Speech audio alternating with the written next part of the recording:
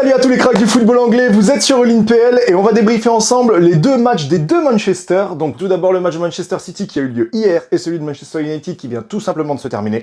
Je voulais également remercier tous les gens qui se sont abonnés à cette chaîne. On est 500 maintenant et ça me fait vraiment plaisir. Voilà, ça fait 2 mois et demi que j'ai ouvert la chaîne et ça tourne plutôt bien, donc ça fait toujours plaisir, c'est de la reconnaissance. Donc je vous remercie vraiment tous. Petite intro et c'est parti. Pour continuer à m'aider et à faire partie de cette communauté, n'hésite pas à lâcher ton triplé, like, commentaire, abonnement, ça m'aide énormément. Et on va commencer donc avec le match qui a eu lieu hier soir entre Manchester City et Leeds. Donc rencontre qui paraissait banale, j'ai envie de dire, parce qu'on était quand même sur voilà, un Leeds qui est dans les derniers du classement, qui reste un promu, face à Manchester qui... Oui, sur les 2 derniers matchs, il y a eu 2 déconvenus, voilà, une défaite en semaine en Champions League, mais avec une équipe totalement remaniée par Pep Guardiola, et évidemment la grossière erreur du week-end dernier qui a été une surprise, à laquelle on s'y attendait pas du tout. Mais voilà, Newcastle, on sait que c'est toujours un déplacement difficile, ça pouvait arriver, mais moi je m'attendais à ce que City gagne, parce qu'ils étaient vraiment sur une très très bonne dynamique, mais voilà, ça faisait 2 défaites d'affilée, donc il y avait quand même une obligation pour les hommes de Pep Guardiola de gagner aujourd'hui. Et c'est plutôt bien parti, on a vraiment une première mi-temps qui a été dominée par les joueurs de Manchester City. Je les ai trouvés très bons. Là, ils ont réussi à installer leur jeu, c'est eux qui ont eu le plus d'occasions. Je crois qu'on est presque à 3. Je crois qu'on est presque à 3 XG sur cette première mi-temps du côté de City. On est sur un Foden exceptionnel, on va en parler de Foden tout au long de la rencontre, mais franchement, il était sur chacune des actions, que ce soit les phases défensives, que ce soit les phases offensives, je l'ai trouvé très intéressant. Il était très bien accompagné de Doku, toujours percutant, très intéressant, et Cherki qui a été remplacé donc par TJ Reinders, qui a fait plutôt une très bonne première partie de match. Cette première mi-temps était très bonne. Il y a eu quelques déchets sur la dernière passe, dans le dernier tiers, vraiment voilà, il y a eu quelques manquements, mais il réussissait à beaucoup dézonner, à se proposer énormément. Il avait vraiment aucune difficulté à bien se situer sur le terrain, et il a tenté énormément de dribbles, et on a passé quand même pas mal, donc il a permis quand même de casser certaines lignes, de faire bouger un petit peu ce bloc de Leeds, et ils ont été vraiment mis en difficulté. On a eu donc un but qui arrivait très rapidement. Voilà, le but de Foden, barre rentrante sur la passe de Nunez, était déjà un superbe but. Franchement, son pied, il le lève bien, Foden. Elle passe pile barre rentrante au-dessus de Lucas Perry qui peut pas faire grand-chose à cette distance-là. Très bonne passe de Nunez. En plus, c'est une belle action au départ. Voilà, c'est une belle sortie de balle qui arrive donc jusque sur ce coin de surface. Et ce sera peut-être la dernière bonne action de Nunez sur ce match-là. Ensuite, on a la continuité. Hein. Franchement, voilà, City a son jeu en place. Leeds tente 2-3 contre, de sortir un petit peu de son bloc, mais ça reste quand même une attaque-défense en grande partie. Jusqu'au second but. Ce but de Gvardiol donc, qui arrive sur un coup franc, mais il y a eu un premier coup franc qui a été tiré par Foden sur la tête de Gvardiol, qui la remet sur Foden. Alors, c'est pas volontaire, mais ça arrive sur Foden, qui lâche une frappe énorme, qui devait finir en pleine lucarne. T'as Lucas Perry qui sort un exceptionnel arrêt. Franchement, son arrêt, il est incroyable. La main, elle est ferme, elle est vraiment... Voilà, c'est un top arrêt. Mais ça provoque un corner de l'autre côté, et sur ce corner, il se trouve complètement péri sur sa sortie de balle, il loupe complètement le ballon, et ça finit dans les pieds de Gvardiol qui conclut. C'est un but, voilà, cafouillage évidemment dans la surface, mais c'est un but qui vient totalement concrétiser cette domination de la part de City. Il y a eu 2-3 autres occasions, je pense notamment à une autre frappe de Foden qui est contrée par la jambe d'un défenseur, et aussi de Reinders qui a fait une frappe aussi qui aurait pu conclure cette mi-temps par un 4-0 facile pour City.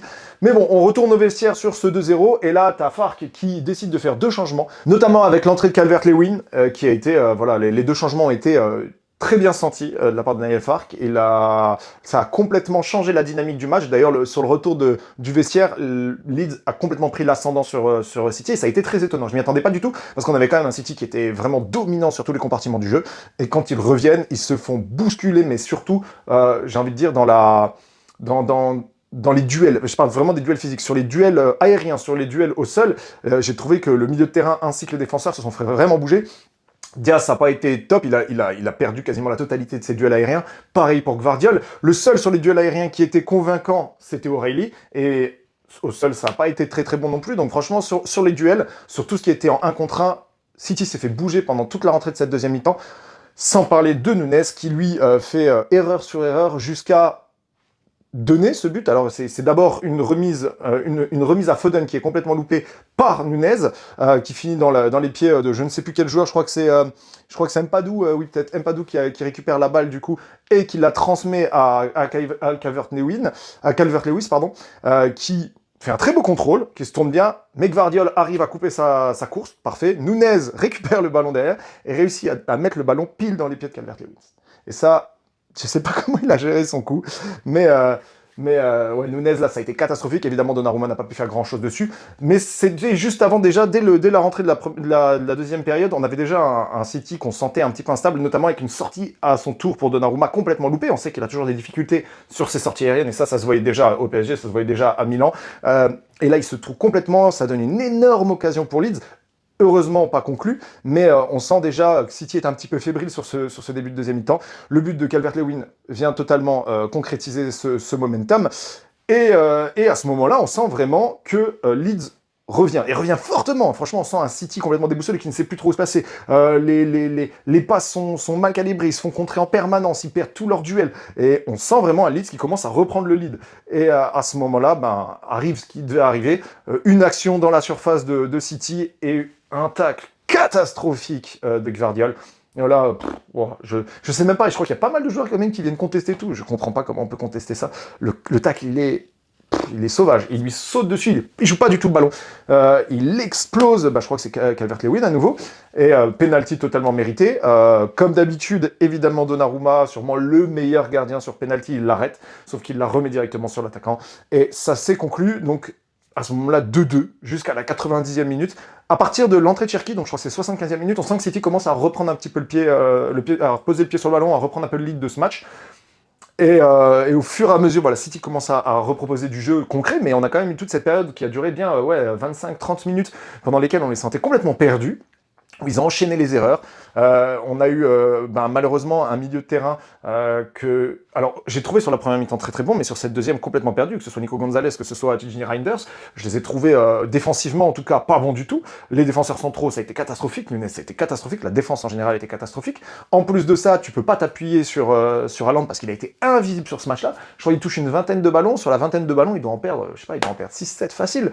Et c'est énorme, et c'est surtout sur cette période-là. Donc il arrive même pas, on n'a même pas ce point d'appui qui est Haaland normalement, et on a juste Foden qui arrive quand même à défendre, à faire des retours défensifs, à essayer de porter un petit peu le ballon vers l'avant, mais ça ne fait que revenir, donc évidemment ça se paye à un moment. L'entrée de Cherki a fait beaucoup de bien, il a réussi un petit peu à reposer le pied sur le ballon, à se retrouver avec Foden, ils ont une très bonne complicité, et ça n'a pas loupé, action 90e, je crois juste le temps additionnel vient d'être annoncé, il y a eu beaucoup d'arrêts de jeu sur cette deuxième mi-temps, donc 10 minutes totalement normales, je crois qu'il y a eu... Bon, l'arrêt de Donnarumma un petit peu stratégique, on va dire. Puis tu as eu la balle que le défenseur de Leeds se prend dans la tête, je sais plus c'est qui, bon, qui joue aussi un peu la toque, ça prend beaucoup de temps, donc c'est normal qu'il y ait 10 minutes. Mais de toute façon, qu'il y ait 10 ou 5 minutes, ça n'aurait rien changé parce qu'il marque dès la 90e minute. Récupération de Foden qui décale vers l'arrière.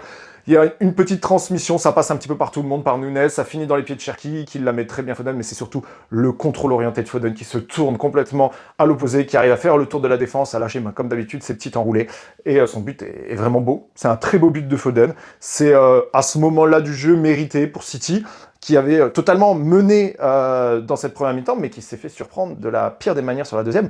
Et ça aurait pu finir sur un match nul. City s'en sort très bien, je trouve, parce que le momentum en deuxième mi-temps a complètement basculé.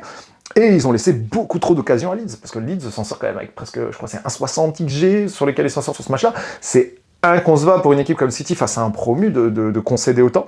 Mais voilà, c'est un très beau match de la part de Leeds quand même. C'est finalement une très bonne fin pour City qui recolle à 4 points de Arsenal et qui passe devant Chelsea en attendant le derby de Londres. Et voilà, très belle victoire de la part des Citizens. C'est mérité, je pense.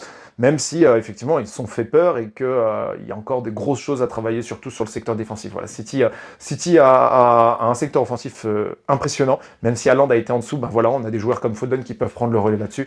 Mais défensivement, c'est catastrophique. Voilà, il y a beaucoup de choses à revoir. La paire Diaz-Gvardiol, il y a des jours, je la trouve exceptionnelle, il y a d'autres jours, je la trouve très, très, très en difficulté.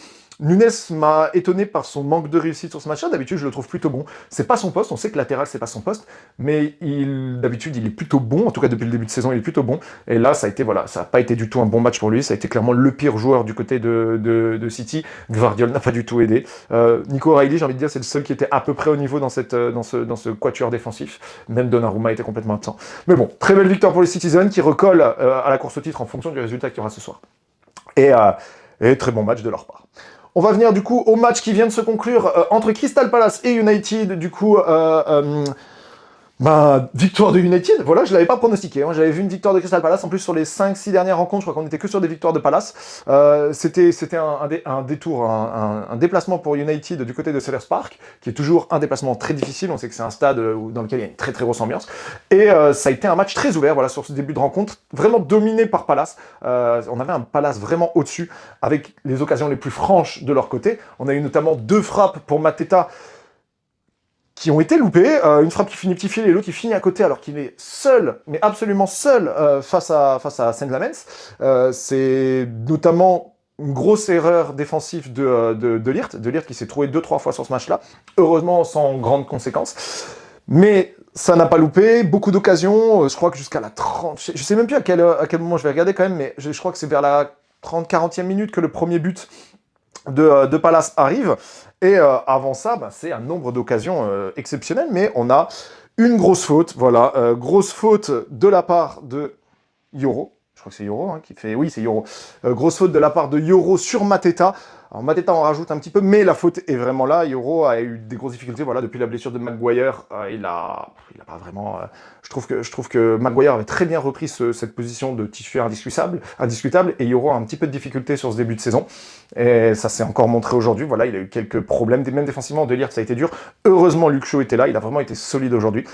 Et donc, penalty pour Crystal Palace, conclu par Mateta, mais qui aura touché le ballon 2 fois, voilà, du pied, avec les 2 pieds, pardon, et ce qui fait que le pénalty est retiré. Mais depuis l'erreur avec Julian Alvarez c'était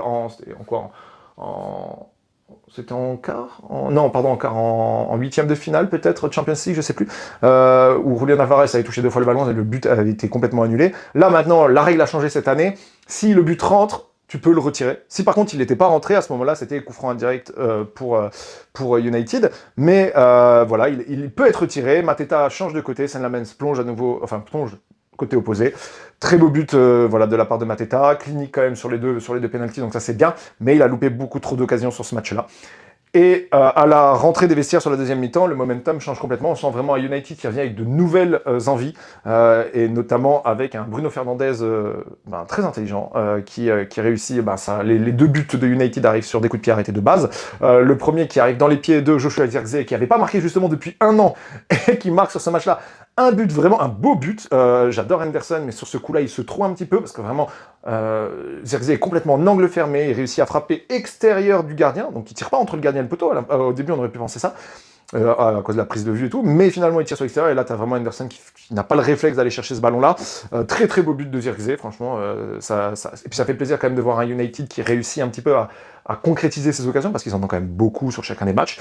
Et le deuxième but arrive, et là c'est un but ultra intelligent, vraiment petit décalage sur coup franc, petit décalage très très rapide, juste après le coup de sifflet de Fernandes pour Mason Mount, qui d'une frappe clinique tue Henderson, qui n'avait pas eu le temps vraiment de se replacer, donc ça a été vraiment très très bien joué de la part de United. Très très beau but, celui-là et puis c'était mérité, parce qu'à ce moment-là vraiment United avait vraiment repris le lead sur ce match-là. Ça a été dur comme match pour Crystal Palace. Je pense notamment à Guéhi, qui a eu vraiment beaucoup de difficultés. Lacroix était très bon, j'ai trouvé un Lacroix très très bon, mais il n'a pas été aidé, parce que Guéhi a fait beaucoup d'erreurs, qui n'ont pas toutes été payées évidemment, mais il a fait quand même de nombreuses erreurs. Je crois que d'ailleurs c'est Guéhi qui fait la faute sur le coup franc du deuxième but de United. En dehors de ça, évidemment, un Adam Wharton que j'ai trouvé très très bon. Franchement, ce joueur-là, il est incroyable. Il y a eu la blessure, évidemment, d'Ismaël Assar, qui a fait rentrer très vite Nketiah. Ça, c'est vraiment une blessure qui a vraiment, je pense, pénalisé Crystal Palace, parce que c'est un de leurs meilleurs joueurs, sans hésitation. Et l'entrée d'Nketiah n'a pas été particulièrement bonne. Voilà, il a eu des belles occasions, notamment, je pense, à la glissade de Ligt, où il récupère le ballon. Il doit avoir les 10 peut-être même 15 mètres d'avance sur la défense de United. Et par la lenteur de son jeu, alors que Munoz propose vraiment une vraie occasion de but de l'autre côté. Ben, il se trouve complètement, il tire sur Luke Shaw, qui fait un très bon tacle, très bon retour défensif de Luke Shaw. Mais ça, c'était une occasion en or pour Crystal Palace, qui a tout simplement pas été conclu par Nketiah par son manque de vitesse. Franchement, j'ai pas compris, parce que normalement, c'est quand même un joueur assez vif, c'est quand même un joueur très rapide. On l'a eu du côté d'Arsenal, donc je connais bien. Et là, il a été d'une lenteur, c'était horrible. Donc son entrée n'a pas été bonne. Mateta a eu beaucoup trop de loupés sur ce match-là. La défense, voilà, ça a été difficile en dehors de la croix. J'ai trouvé que la défense de Palace a été mise en difficulté. Du côté de United, ben, on peut parler de la très bonne prestation de Bruno Fernandes. Hein. Franchement, il a été très très bon sur ce match-là. Zirkzee qui quand même remarque un but après un an, ben, c'est très bon pour lui. Surtout avec la blessure de Sesko, ben, il va en avoir besoin de cette confiance. Casemiro a fait beaucoup de fautes sur ce match-là. Il a loupé notamment une énorme occasion au début du match, donc ça c'est vraiment dommage. Je trouve qu'il n'a pas fait non plus un match exceptionnel. Du côté de la défense, voilà, Yoro de Ligt n'ont pas été bons sur ce match-là. Heureusement que Luke Shaw a été vraiment solide. Ça a excessivement aidé. Diallo, pas très très bon, je ne l'ai pas trouvé très très bon sur ce match-là. L'entrée de Dorgu n'a pas été exceptionnelle non plus. Voilà. Il y a quand même encore beaucoup de choses à voir du côté d'Amorim, mais c'est une victoire qui va leur faire du bien. On parlait quand même d'un Crystal Palace qui était 5e encore du championnat, qui du coup United passe devant, je crois, à 1 point, et se relance dans la course au titre, parce que là, si on regarde le classement, je ne l'ai même pas regardé, mais du coup United doit quand même bien remonter au classement. On va regarder ça très rapidement, boum, classement. En direct, ouais, United 6e actuellement, à seulement au final 2 points de la 3e place, en fonction du résultat qui aura entre Arsenal et City. Donc non, très bonne opération pour les Red Devils, et Crystal Palace qui malheureusement enchaîne une autre défaite après celle face à Strasbourg cette semaine. Je les voyais peut-être un peu meilleurs, et là franchement voilà, ça commence à peiner un petit peu du côté de Palace. Bon, on attend vraiment la grande rencontre de Chelsea face à Arsenal. J'espère une victoire de mes Gunners, s'il vous plaît. On se revoit pour le débrief de ce match-là. J'espère que ce petit débrief vous a plu, pardon. N'hésitez pas toujours à vous abonner, ça m'aide énormément. Et puis venez faire partie de cette commune, qu'on la fasse grandir, qu'on parle encore plus de Première Ligue. Je suis là pour vous divertir, pour parler de football, pour ceux qui en ont envie. N'hésitez pas dans les commentaires également à me faire vos retours. Et si vous avez des choses à dire, moi je réponds à tout, donc c'est toujours un plaisir de vous parler. Donc n'hésitez pas. Sur ce, je vous souhaite une très bonne après-midi en attendant notre prochain match. Salut mes cracks!